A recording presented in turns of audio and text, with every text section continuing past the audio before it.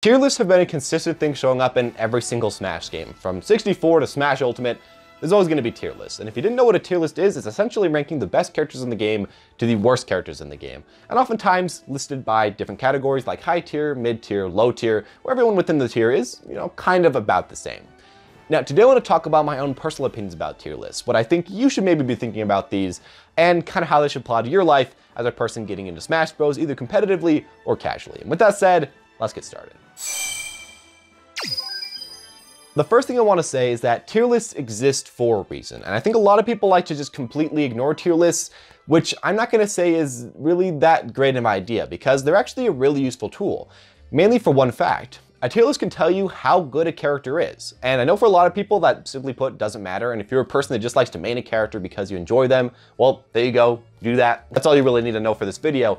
But if you're a person that likes to play characters based off kind of how good they are, which I know a lot of people do, without even really thinking about it, a tier list is a really great resource to know.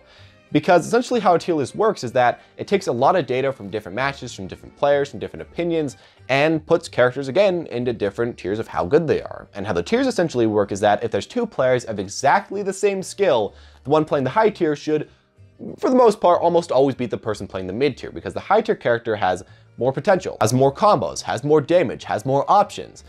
But that doesn't mean that the person playing the high tier will always win. It just means, for the most part, they should win. Now, yeah, we've seen a ton of upsets in majors. We've seen even more upsets, of course, in local tournaments. And mid tiers can oftentimes just top the local tournaments, top the local PGRs. But that's generally how tier lists kind of work. And if we had the perfect world, the high tiers would essentially be winning everything. I do want to also say that for the most part, tier lists do actually apply for lower ranked games as well. Even if you're playing versus your friends, or especially you're playing versus just, people that you're trying to get good with, but not major tournaments, people that are higher tier will, for the most part, get you more wins than characters that are a lot lower tier. Now, this is a little bit janky because a lot of characters with disjoints, like sword fighters, get a lot better in lower tier, and as well, a lot of the campier characters get way better in lower tier, but for the most part, tiers even exist right there.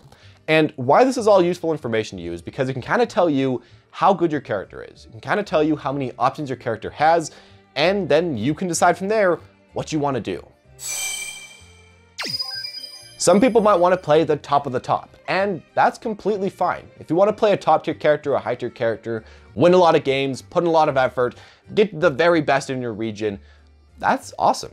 Go for that. If you want to pick a mid-tier character that is really fun, that you just want to show off how good they are, like Mega Man in Smash 4, or you just have a great connection to a character that doesn't happen to be that great, that's a completely fine option as well. You can actually win a ton with mid-tiers, even if you want to do that as well.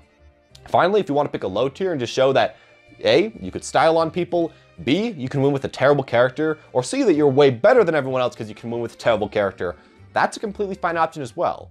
But I think you should just realize that there are different results from picking different tiered characters, and tiers do exist for a reason, and you should kind of pick what you want based off of that. Now, I can't tell you what you want, it really is based off of you, but please keep that in mind, as it'll just get rid of a lot of trouble for yourself, as you'll kind of have a basic idea of, again, what you want to do.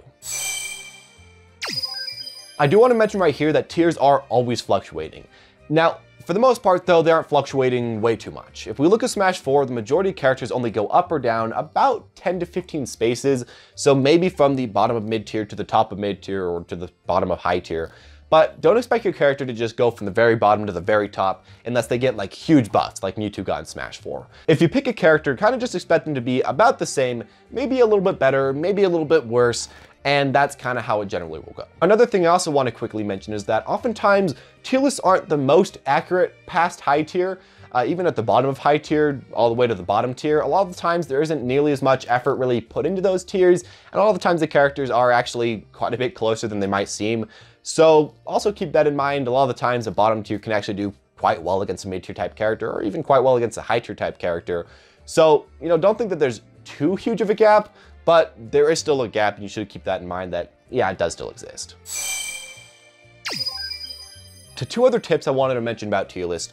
First off, don't trust tier lists for about 2 to 3 months after release, because they will almost always be completely wrong. And that's just kind of how it goes. I mean, Brawl, not really right at all. Smash 4, we had Little Mac and Bowser as the two best characters in the game, and then they ended up being some of the two worst characters in the game like 6 months later.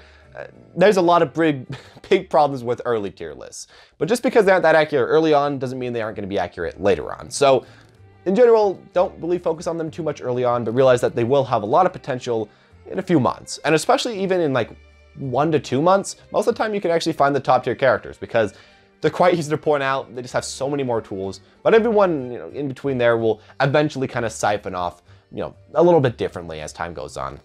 So if you want to pick a top tier, I mean, maybe wait a month and you'll be able to easily find them. If you want to pick any other tier character though, you can kind of just pick them up pretty early and then just eventually find where your character is, as it'll come off eventually. But yeah, do realize that early tier lists aren't the best, so don't really pick your character just based off the first tier list because it's probably not going to be right at all. Finally, I wanted to mention one thing, which is that in top tier tournaments, oftentimes you'll actually see a mid-tier character in almost every single top 8. Maybe not always, but in quite a few. And you can often see them just kind of pulling off stuff that no one really expected, which I think is awesome.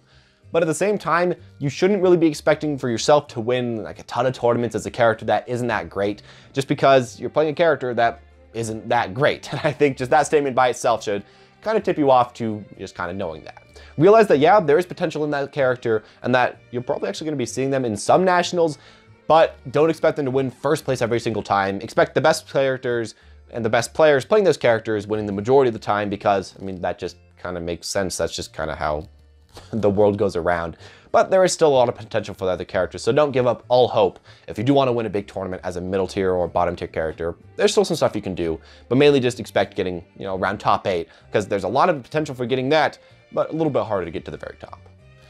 But anyways, there you guys go. Those are all my personal opinions about tier lists in Smash Ultimate and really in every single Smash game. There's probably a lot more I could say, but that's at least the basics about these things. And in general, just take them with a grain of salt, but also don't just completely dismiss them because I know people that do both, that take them way too seriously or that just don't think that they exist at all. And both are kind of wrong. I think that really there is, you know, a good middle ground with these things.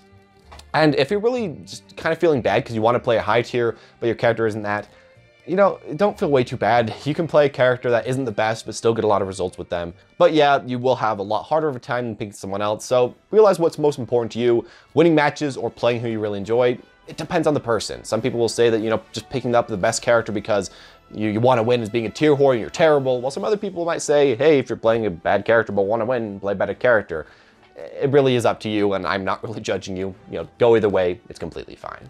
With that all said though, guys, thank you all for watching. Hope you enjoyed. If you did, make sure to leave a like, comment down below your own personal opinions about tier lists, and click at the card at the top of the right screen right now, whoa, for a playlist on different Smash Ultimate videos, mainly talking about, you know, metas, talking about what character you should pick, or maybe how to get better at Smash Ultimate. With that all said though, guys, thank you for watching and have a smashing day.